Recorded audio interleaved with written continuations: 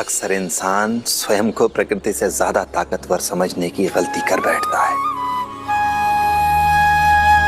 जबकि सच तो बिल्कुल इसके विपरीत है।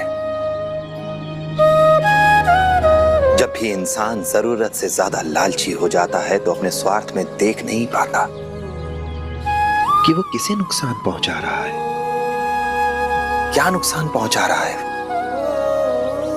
और जिसे वो आज अपनी व्यक्तिगत जीत समझ रहा है वो भविष्य में उसकी और उसके समाज की हार का कारण बन सकता है।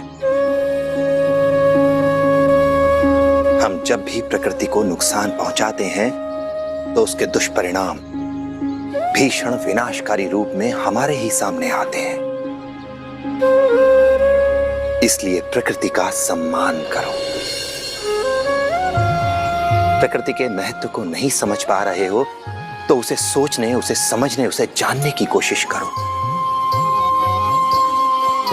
अगर एक दिन भी बिना पानी के रहना पड़ा तो समझ में आएगा प्यास क्या होती है, पानी का महत्व क्या होता है।